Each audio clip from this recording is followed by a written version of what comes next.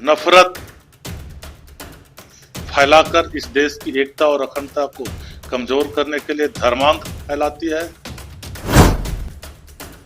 गरीब मजदूरों को रोजगार की गारंटी थी, जी राम जी नाम दे दिया गया, जबकि सोच और घिनौना सोच भाजपा रखती है। अगर हम प्रभुत्व करना है, ऐसे विचारधारा के नेताओं का नाम लगा देते तो हमको लगता कि हाँ भाई, इनकी मानसा के अनुरूप उन्होंने इसका नाम रखा है।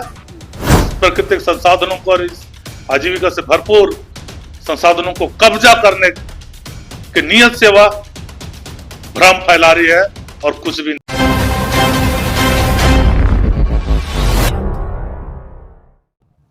जब से मनरेगा का नाम बदला है तब से विरोध भी चालू है। आपको बता दें, इस वक्त हमारे साथ खास बातचीत के लिए मौजूद है कांग्रेस के विधायक। सीधा जुड़ेंगे, साथ ही इनसे और भी कई मुद्दे पे इनसे चर्चा करेंगे। सीधा इनसे बात करते हैं। सबसे पहले आपका हमारे चैनल में स्वागत है।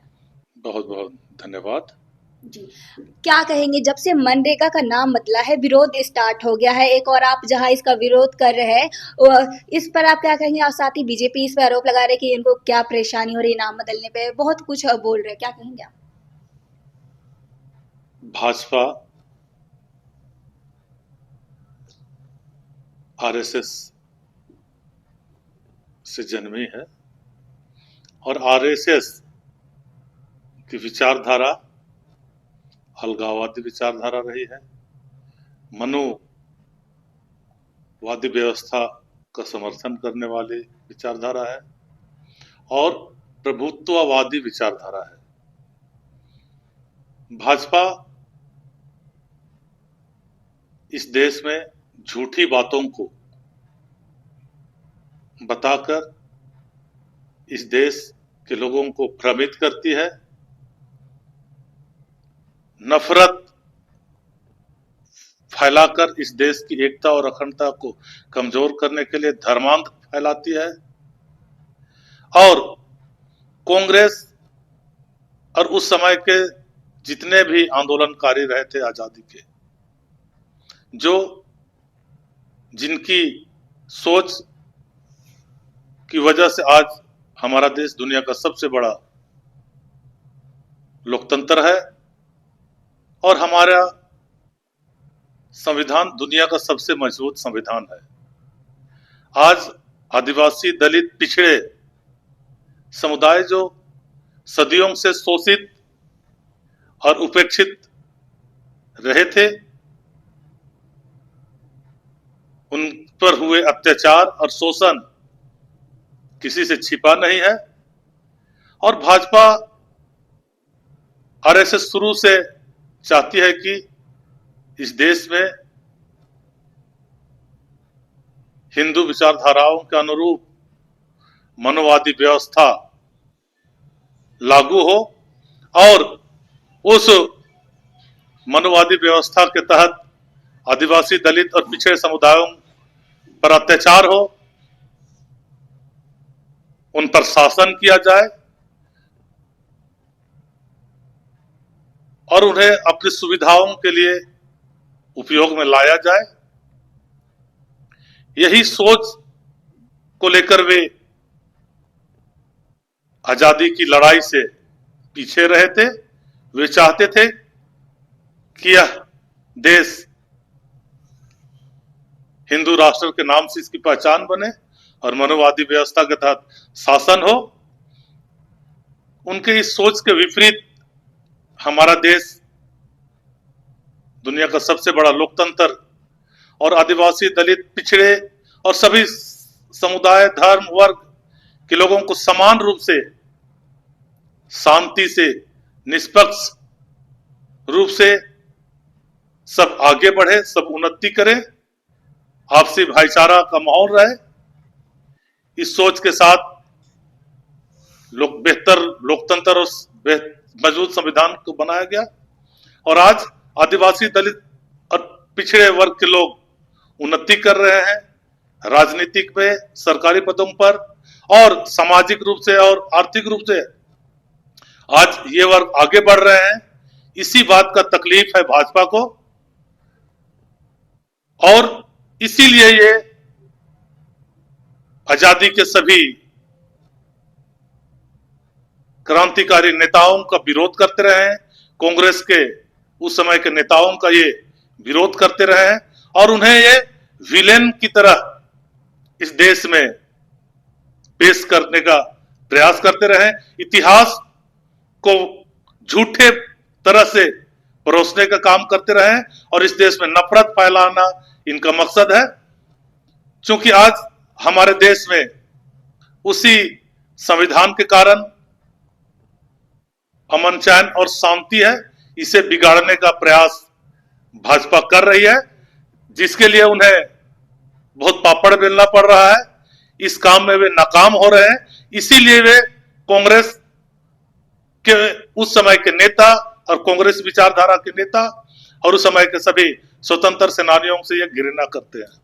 जी, अगर बात किया जाए कि आपने जैसे कि बोला है, पर उनका एक आरोप भी है, अगर हमारी सरकार है नाम चेंज की तो फिर क्या दिक्कत, उनकी भी सरकार थी तो उनका भी नाम कई जगह पे चेंज किया तो हम लोग तो कुछ नहीं बोलने गए, तो इन लोग को क्या परेशानी है, सिर्फ यहाँ पे मतलब नाम चेंज कर दिया गया इसलिए वो लोग चिढ़ रहे हैं, इस प्रकार से वो उन्होंने कहा है। मैं बता दूं, महात्मा गांधी राष्ट्रीय रोजगार गारंटी योजना थी, कानून थी,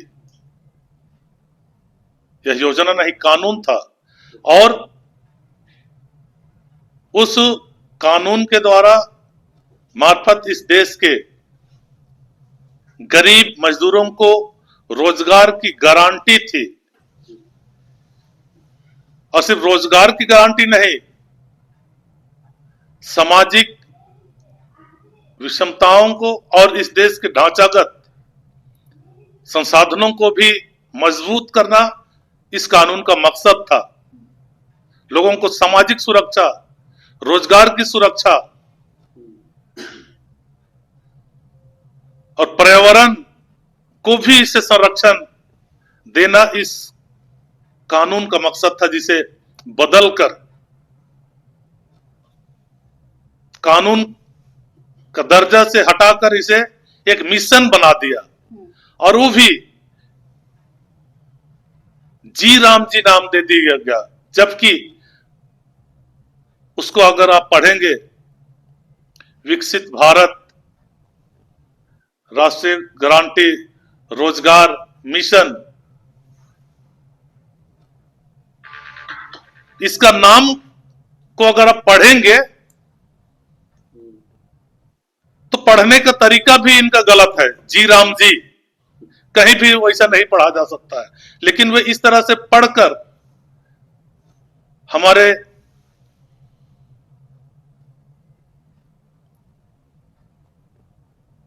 पुरुषोत्तम राम, मर्यादा पुरुषोत्तम राम जी का नाम को सामने लाया और उनके नाम से महात्मा गांधी की विचारधारा को खत्म करने का साजिश रचा।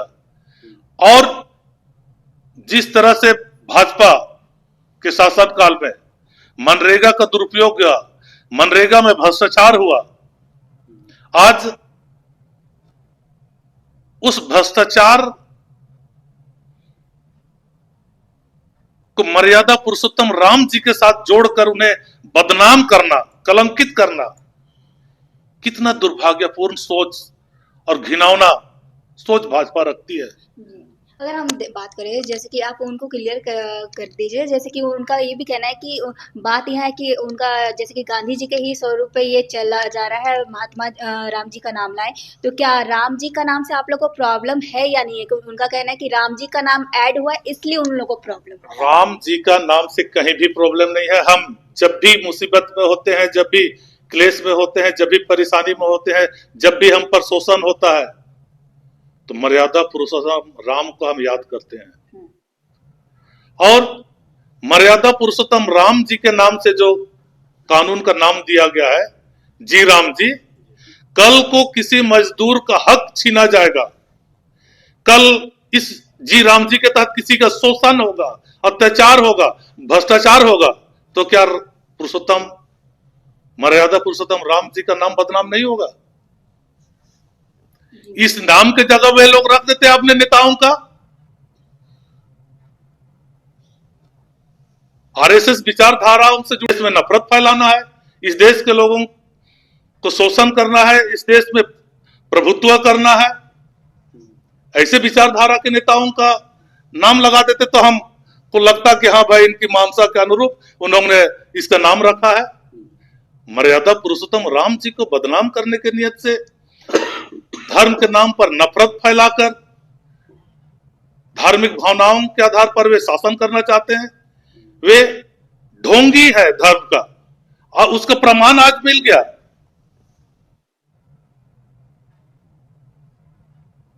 जिस तरह से अभी हिंदू पुरोहितों को शंकराचार्य के साथ और साधु संतों के साथ जो इन्होंने घिनौना कृत्य किया है, उन पर जो अत्याचार किया है, उन्हें जो अपमानित किया गया है, वो किसको किया है? उससे क्या हिंदू धर्म को वे अपमानित नहीं किए? हिंदू भावना के क्या वह व्यवहार काम अनुकूल रहा है? ये ढोंगी लोग हैं। सिर्फ इनका एक ही मकसद है, प्रभुत्ववादी विचारधारा को आगे बढ़ाना, मनुवादी व्यवस्था को लागू कराना, ताकि आदिवासी, दलित, पिछड़े समुदायों को लूटा जा सके, उन्हें का शोषण किया जा सके, उन पर अत्याचार किया जा सके। ये सोच को लेकर ये इस देश में आगे बढ़ रहे हैं। इस बात का चिंता है हम सबों को। जी, एसआईआर पे आप क्या कहना चाहेंगे? जिस प्रकार से एसआईआर का भी मतलब विरोध करते आ रहे हैं, उस पर क्या कहेंगे आप? एसआईआर को अगर आप देखेंगे, 2003 को ये आधार मानते हैं। उस समय का एसआईआर ऐसा नहीं था। एसआईआर लोगों को वोट देने से वंचित करने के, बल्कि इस देश के हर नागरिक को वोट देने का अधिकार देने के लिए एसआईआर हुआ था। आज वे उस सोच, उस सिद्धांत को, उस अधिकार को गलत ढंग से, उस एसआईआर को लेकर इस देश के नागरिकों को, जिन्हें अपना सरकार चुनने का, बनाने का अधिकार है, उस अधिकार से वंचित करने के लिए एसआईआर कर रहे हैं। इस बात का तकलीफ है हमें, इस बात की लड़ाई हम लड़ रहे हैं। और इसका प्रमाण आप बिहार में देखिए, लाखों लोगों का नाम हटा दिया गया, जबकि जोड़ना चाहिए इन्हें, लेकिन ये वोट से वंचित कर रहे हैं। यह इनकी सोच को दर्शाता है कि वे किस देश की कल्पना है इनकी, ये क्या चाहते हैं, इनके इसी सोच से पता चलता है। जी, आपसे अगर बात करें, ये आखिरी सवाल रहेगी आपसे, एक और सवाल। पेशा कानून का अगर हम बात करें, जब से पेशा कानून लागू हुआ है, तब से झारखंड सरकार इसको बहुत बड़ा उपलब्धि बता रही है और आदिवासी समाज इसका विरोध कर रहे हैं। साथ ही बीजेपी लोग भी इसमें कमी निकालते हुए नजर आ रहा है। इस पर आप क्या कहेंगे? आदिवासी समुदाय सदियों से जिस भूखंड में रह रहे हैं, जिन जंगलों को वे मानव समुदायों के रहने के अनुकूल बनाया है, उस भूखंड के नीचे अकूत खनिज संपदाएं हैं, और उस भूखंड के ऊपर आजीविका से भरपूर असीमित संसाधन है, जिन पर भाजपा का नजर है। ये जल, जंगल, जमीन आदिवासी समुदाय के लिए संपत्ति नहीं है। यह जल, जंगल, जमीन आदिवासी समुदाय के लिए उनकी अस्तित्व, उनकी पहचान, उनके आजीविका से जुड़े हुए हैं, जिनकी मांग आदिवासी समुदाय सदियों से करते रहा है। जो शासन आदिवासी समुदायों में है, स्वशासन, इसी जल, जंगल, जमीन पर आधारित है। प्राकृतिक संसाधनों के साथ आत्मीय संबंध बनाकर, बेहतर सामंजस्य बनाकर एक दूसरे के पूरक बनते रहे हैं। यही वजह है कि आदिवासी समुदाय जहां जहां भी रहते हैं वहां जंगल सबसे ज्यादा है और वहां का मानव समुदाय के अनुकूल का सबसे स्वच्छ वातावरण वहीं पर है। भाजपा इन सभी चीजों, इन भावनाओं से को कदर नहीं करती है। आदिवासियों का स्वशासन का अधिकार वह नहीं देना चाहती है। इस प्राकृतिक संसाधन को वह कब्जा करना चाहती है, लूटना चाहती है, अपने पूंजीपति मित्रों को देना चाहती है। यही वजह है कि भाजपा जब झारखंड अलग प्रांत बना, उन्होंने उसको आदिवासियों के लिए बेहतर स्वशासन के लिए पेशा कानून का नियमावली बनाना था, लेकिन सबूत है हमारे पास। झारखंड पंचायती राज अधिनियम 2001 को अगर आप देखेंगे तो आदिवासी समुदायों के अधिकारों को सीमित कर दिया गया है।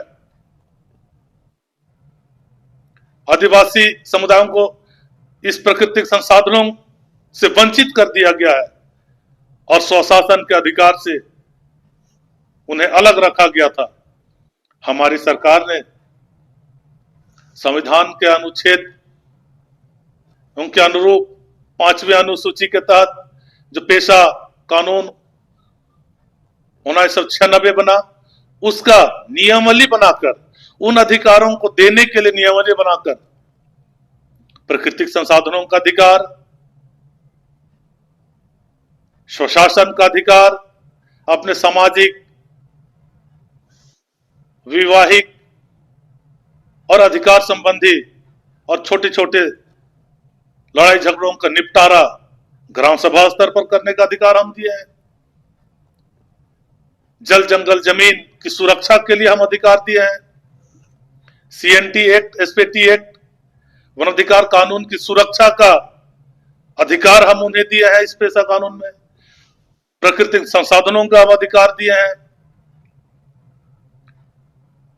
जमीन वापसी का अधिकार हम दिए हैं और पुनर्स्थापन का अधिकार हम दिए हैं। भूमि अधिग्रहण से जुड़े हुए मुद्दों पर हम अधिकार दिए हैं। इन अधिकारों को जब हम दिए हैं तो हमारा आदिवासी समुदाय मजबूत और सशक्त हो रहा है और इस प्राकृतिक संसाधनों को पकड़ और मजबूत होते देखकर भाजपा हैरान है, परेशान है। उन्हें भय है कि अब इस कीमती खनिज संसाधनों और इस आजीविका से भरपूर प्राकृतिक संसाधनों को और इस स्वर्ग जैसे सुंदर वातावरण जिसे अपने पूंजीपति मित्रों को देना चाहती है, अब देने का रास्ता बंद होता देख भाजपा घबराई हुई है और वह भ्रम फैलाकर आदिवासियों की एकता को तोड़कर इस प्राकृतिक संसाधनों को और इस आजीविका से भरपूर संसाधनों को कब्जा करने के नियत से वह